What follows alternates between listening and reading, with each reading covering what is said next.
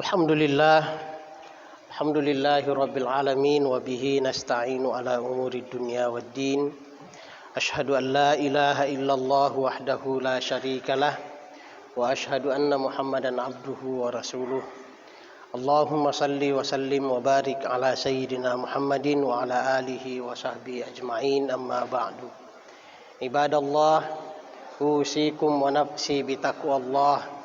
Ittaqullaha haqqa tuqatihi wa la tamutunna illa wa antum muslimun. Qala Allah Ta'ala fil Qur'anil Karim wa huwa asdaqul qailin. A'udzu billahi minasy syaithanir rajim. Bismillahirrahmanirrahim. Alam tarau anna Allah sakhkhara lakum ma fis samawati wa ma fil ard wa asbagha 'alaikum ni'amahu zahiratan wa batinah. Wa minan nasi may yujadilu fillahi bighairi ilmin wala hudan wala kitabim munir. Sadaqallahul azim wa sadaqa rasuluhun nabiyul karim wa nahnu ala dzalika minasyahidin wasyakirin walhamdulillahi rabbil alamin. Hadirin sidang jamaah Jumat yang dimuliakan Allah, senantiasa kita bersyukur kepada Allah Subhanahu wa taala atas seluruh nikmat karunia yang senantiasa Allah curahkan buat kita semua. Mudah-mudahan rasa syukur yang kita tanamkan di dalam hati menjadi jalan bagi kita untuk mendapatkan karunia yang lebih baik dari Allah Subhanahu wa taala. Salawat dan salam juga kita sampaikan kepada junjungan kita Nabiullah Muhammad sallallahu alaihi wasallam. Bapak Ibu jamaah sekalian, tidak henti-henti juga kita senantiasa saling mengingatkan untuk selalu mengevaluasi diri kita, mengevaluasi kualitas takwa kita kepada Allah Subhanahu wa taala. Dengan demikian kita berharap bahwa evaluasi yang kita lakukan itu bisa menjadi pelajaran buat kita semua. Setiap hari kualitas takwa kita bisa bertambah kepada Allah Subhanahu wa taala. Takwa yang kita maksudkan tentu saja adalah kemampuan kita menjaga kualitas ibadah, kemampuan kita menjaga kualitas hubungan sesama makhluk Allah Subhanahu wa taala, dan juga kemampuan kita untuk menjaga kualitas hubungan dengan diri kita sendiri.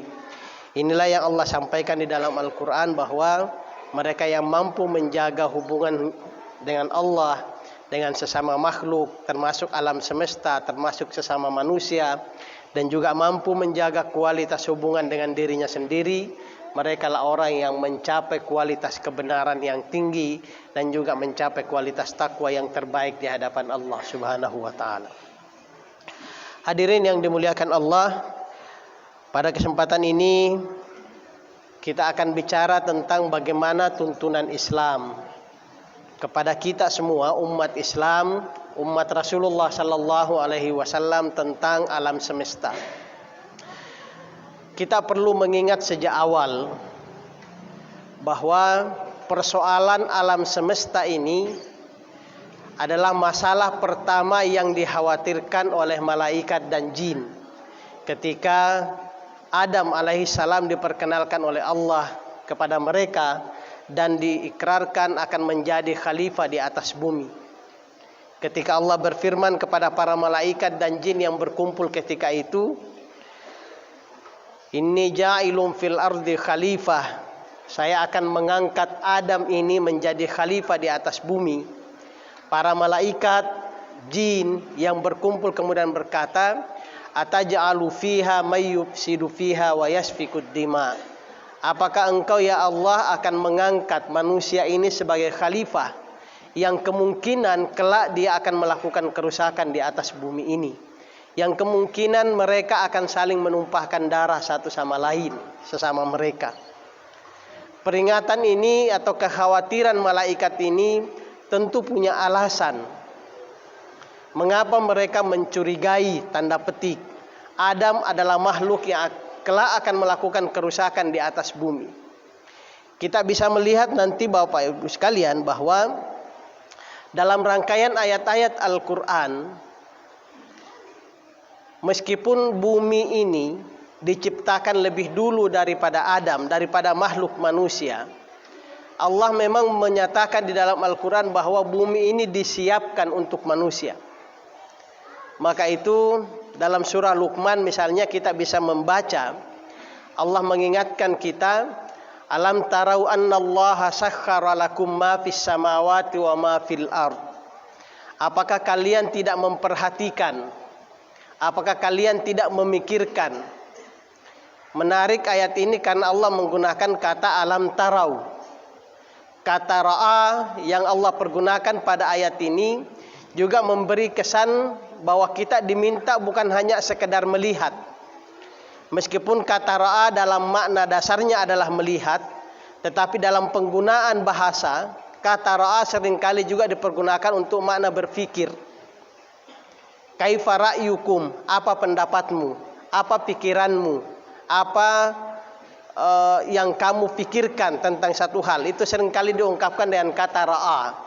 Maka ketika Allah berfirman, alam tarau, Allah tidak hanya sekedar mengatakan apa kamu tidak melihat, tapi Allah mengingatkan kita, apakah kamu tidak memikirkan secara mendalam? Annallaha sakhkhara lakum ma fis samawati wa ma fil ard. Bahwasanya Allah telah menundukkan apa yang ada di langit, apa yang ada di bumi. Allah tidak hanya mengatakan Allah menyiapkan, Allah tidak mengatakan Allah memberikan, tapi Allah bahkan terlibat secara aktif dalam proses alam semesta ini memberi manfaat buat kita. Maka itu Allah mengatakan Allah sakhkhara lakum. Allah menundukkan alam semesta ini.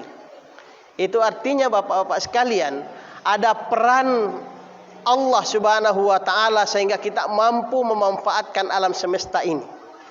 Seandainya Allah hanya mengatakan Allah memberikan bagimu alam semesta, mungkin akan ada penolakan dari alam semesta ini. Kita tahu mungkin dalam bahasa kita, batu, tanah adalah benda mati. Tetapi dalam bahasa agama, dalam pandangan Tuhan, tidak ada benda mati. Semua adalah makhluk Allah. Semuanya bertasbih kepada Allah Subhanahu wa taala. Meskipun Allah juga meyakinkan kita bahwa kalian tidak mengetahui cara mereka bertasbih. Itu menunjukkan Bapak-bapak sekalian bahwa alam semesta ini adalah karunia yang besar yang Allah siapkan buat kita. Allah tidak hanya sekedar menciptakannya. Allah tidak hanya sekedar meninggikan langit tanpa tiang seperti yang disebutkan dalam surah Luqman. Allah tidak hanya sekedar menyiapkan lautan dengan semua yang ada di dalamnya untuk kita, tapi Allah tundukkan. Ada peran Allah yang begitu aktif sehingga alam semesta ini bisa memberi manfaat buat kita. Sakhkhara lakum ma fis samawati wa ma fil ard. Allah tundukkan bagimu apa yang ada di langit, apa yang ada di bumi. Bukan hanya itu, Allah kemudian melanjutkan, wa asbaga alaikum ni'amahu zahiratan wa batinah. Setelah Allah menundukkan langit, menundukkan apa yang ada di langit, menundukkan bumi, apa yang ada di bumi, Allah kemudian mengatakan asbaga alaikum ni'amahu zahiratan wa batinah.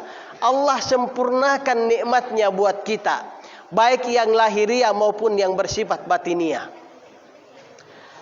Apa pesan yang ingin kita tangkap dari ayat ini Bapak-bapak sekalian? Alam semesta ini, kalau kita lihat, dia memiliki fungsi manfaat buat kita. Dia Allah ciptakan untuk kepentingan umat manusia. Tetapi yang menjadi persoalan Bapak-bapak sekalian adalah ketika kita menjadi penghuni alam semesta ini, apa yang kita lakukan adalah seperti yang dikhawatirkan oleh malaikat, seperti yang dikhawatirkan oleh jin. Ketika mereka berkata, ataj'alu fiha may yufsidu fiha wa yasfikud dima. Apakah engkau menciptakan manusia ini yang kelak akan melakukan kerusakan? Tarikannya secara teologis apa Bapak-bapak sekalian? Merusak alam semesta adalah sebuah pengingkaran atas nikmat Allah Subhanahu wa taala.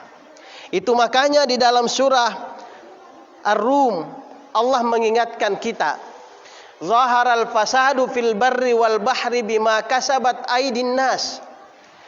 Kerusakan-kerusakan yang nampak di atas bumi ini akibat ulah manusia. Banyak kerusakan di bumi, banyak kerusakan di lautan, semua akibat ulah tangan kita. Allah mengatakan tampaknya kerusakan itu liyudzikahum ba'dalladzi amilu, agar kami perlihatkan kepada mereka, agar mereka merasakan sebagian dari akibat perbuatan mereka. La'allahum yarji'un, agar mereka mau kembali kepada Allah Subhanahu wa taala. Kerusakan yang terjadi, akibat buruk yang menjadi sebab kita mengalami penderitaan, mengalami bencana, itu adalah cara Allah untuk mengembalikan kesadaran spiritual kita, Bapak-bapak sekalian. Kesadaran kita untuk memahami bahwa alam semesta ini bukan hanya sekedar untuk dipergunakan, tetapi dia adalah bagian dari kesadaran teologis kita. Dia adalah bagian dari tujuan penciptaan kita sebagai manusia. Wajar kalau malaikat, wajar kalau iblis menganggap manusia ini adalah makhluk yang kelak akan melakukan kerusakan. Tetapi wajar pula kalau kita melihat rangkaian ayat-ayat itu, mengapa Allah mengamanahkan alam semesta ini buat kita? Mengapa Allah menjadikan alam semesta ini tunduk buat kepentingan manusia? Karena manusia adalah makhluk yang mampu mengembangkan alam semesta ini sampai pada tujuannya. Dalam sebuah hadis qudsi, Allah mengatakan, saya menciptakan manusia untuk aku, kata Allah. Dan aku ciptakan alam semesta ini untuk manusia. Maka janganlah alam semesta ini menjadi alasan manusia itu kemudian menjadi lupa terhadap aku. Kita lihat rangkaiannya Bapak-bapak sekalian. Allah, manusia, alam semesta. Allah menciptakan manusia untuk Allah Subhanahu wa taala. Alam semesta Allah ciptakan untuk manusia. Sayangnya Bapak-bapak sekalian, manusia seringkali lalai dari Allah karena persoalan alam semesta. Merusak alam semesta itu bukan hanya dalam bentuk kita merusak fisiknya, tetapi menggunakan alam semesta untuk kepentingan di luar ketujuan Allah Subhanahu wa taala juga adalah bentuk pengingkaran terhadap Allah Subhanahu wa taala. Juga adalah bentuk cara kita merusak alam semesta ini. Itu makanya dalam surah Ar-Rum lanjutan ayat tadi Allah mengatakan, "Qul siru fil ardi." Sampaikan kepada mereka, hai Muhammad, kepada umatmu, siru fil ardi. Berjalanlah di atas bumi ini. Berjalanlah di atas bumi ini untuk apa? Fanzuru kaifa kana akibatul ladzina min qabl. Belajarlah dari apa yang terjadi pada umat-umat sebelum kamu. Belajarlah dari akibat yang terjadi pada mereka karena kelalaian mereka terhadap alam semesta. Belajarlah dari umat-umat sebelum kamu, dari cara mereka memperlakukan alam ini dan akibat apa yang mereka dapatkan dari perlakuan mereka terhadap alam. Dari cara mereka merusak alam semesta, dari cara mereka mengeksploitasi alam semesta, dari cara mereka menggunakan alam semesta ini untuk kepentingan mereka. Belajar dari sana. Qul siru fil ardi, berjalanlah di atas muka bumi ini. Fanzuru kaifa kana akibatul ladzina min qablu, belajarlah dari orang-orang sebelum kamu. Apa kata Allah? Apa yang harus kita pelajari dari mereka? Kana aktsaruhum musyrikin. Sebagian besar dari mereka itu adalah orang-orang yang musyrik. Ketika Allah menggunakan kata musyrik terhadap rangkaian ayat-ayat ini, tentu kita bertanya, dari mana hubungannya sikap kita terhadap alam semesta dengan kemusyrikan? Dari mana hubungannya? Musyrik itu dalam definisi kita adalah menduakan Allah Subhanahu wa taala, menyembah sesuatu yang lain selain Allah Subhanahu wa taala. Tapi mari kita memperhatikan ayat Allah yang lain dalam surah Al-Baqarah. Allah berfirman, "Wa minan nasi may yattakhidhu min dunillahi andadan." Di antara manusia ini ada yang mengambil selain Allah andadan. Kata andad itu bermakna sesembahan, sesuatu yang menjadi tumpuan harapan hidupnya. Yuhibbunahum kahubbillah. Ini persoalannya Bapak-bapak sekalian. Ada di antara manusia yang mengambil selain Allah dan menjadikannya sesembahan, menjadikannya tumpuan hidup, menjadikannya tujuan hidup. Yuhibbunahum kahubbillah. Mereka mencintai semua itu sama cintanya dengan Allah Subhanahu wa taala. Maka ketika kita menggunakan alam semesta ini, memanfaatkan alam semesta ini, mengeksploitasi alam semesta ini, lalu jatuh cinta dengan alam semesta, sama besarnya dengan cinta kita kepada Allah, itu bagian dari kemusyrikan. Wa minan nasi may yattakhidhu min dunillahi andadan yuhibbunahum kahubbillah walladzina amanu asyaddu hubban lillah. Orang-orang yang beriman asyaddu hubban lillah, jauh lebih tinggi rasa cintanya kepada Allah dibanding alam semesta ini. Kalau kita terpuruk dalam kemewahan, terpuruk dalam cinta terhadap kemewahan, merasa puas dengan kemewahan, lantas lupa kepada Allah Subhanahu wa taala, itu kemusyrikan. Meskipun tentu Bapak-bapak sekalian, tingkat kemusyrikannya tidak sama ketika kita menyembah secara langsung selain Allah Subhanahu wa taala. Tetapi itu adalah bentuk kemusyrikan berdasarkan surah Al-Baqarah tadi. Maka itu Bapak-bapak sekalian, ketika surah Ar-Rum ini mengatakan kana aktsaruhum musyrikin, sebagian besar akibat yang mereka dapatkan, kerusakan alam yang terjadi, kemudian memberikan dampak buruk buat mereka, itu adalah akibat kemusyrikannya. Kita bisa mengatakan bahwa Allah Subhanahu wa taala menciptakan alam semesta ini untuk kita. Allah Subhanahu wa taala meminta kita untuk tidak melakukan kerusakan di alam semesta ini. Allah Subhanahu wa taala menundukkan alam semesta ini untuk kepentingan kita. Itu artinya Allah meminta kita untuk menjadikan alam semesta ini sebagai alat untuk sampai kepada Allah Subhanahu wa taala. Kalau kita menggunakan alam semesta ini tidak sampai kepada Allah Subhanahu wa taala, sebatas kepuasan kita di dunia, sebatas memenuhi ambisi hawa nafsu kita, maka jauhlah kita dari prinsip-prinsip penciptaan alam semesta ini, Bapak-bapak sekalian. Allah menginginkan alam semesta yang Allah ciptakan ini benar-benar kita manfaatkan untuk kepentingan kita menuju Allah Subhanahu wa taala. Dan Allah mengatakan di dalam Al-Qur'an, ya ma'syaral jinni wal ins, wahai sekalian kumpulan manusia dan jin, in istata'tum an tanfudhu min aqtaris samawati wal ard. Kalau kalian mampu mengeksplorasi alam semesta ini, famfudhu, silahkan dieksplor. Kalau kalian mampu menjadikan alam semesta ini memberi manfaat buat kamu, buat kehidupanmu yang sebesar-besarnya, silahkan. Tapi Allah mengingatkan, la tanfudhuna illa bisultan.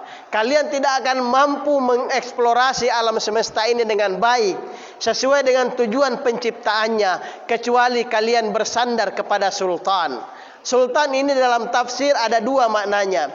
Yang pertama adalah kalian menyandarkan prinsip eksplorasi alam semesta itu kepada Allah Subhanahu wa taala, atau yang kedua, Anda tidak akan mampu mengeksplorasi alam semesta ini kecuali dengan bimbingan ilmu pengetahuan yang juga bersumber dari Allah Subhanahu wa taala. Pada akhirnya Bapak-bapak sekalian, kita menyadari alam semesta ini adalah ditundukkan Allah untuk kepentingan kita manusia. Tapi kita manusia ini diciptakan oleh Allah adalah untuk menyembah dan beribadah kepada Allah. Maka mari kita menjadikan alam semesta ini sebagai media, sebagai cara, sebagai bagian dari kita untuk beribadah kepada Allah. Mudah-mudahan dengan demikian ada kesadaran ekoteologis, kesadaran ketuhanan yang berpijak pada kesadaran kita untuk membangun alam semesta ini sesuai dengan yang Allah inginkan. Mudah-mudahan dengan begitu juga tujuan penciptaan kita sebagai khalifah di atas bumi itu kemudian mampu kita tunjukkan, mampu kita buktikan kepada Allah Subhanahu wa taala, sehingga tujuan penciptaan kita sebagai manusia juga tercapai di hadapan Allah Subhanahu wa taala. Barakallahu li wa lakum fil Qur'anil azim wa nafa'ani wa iyyakum bima fihi minal ayati wa dzikril hakim wa taqabbala minni wa minkum tilawatahu innahu huwas samiul alim.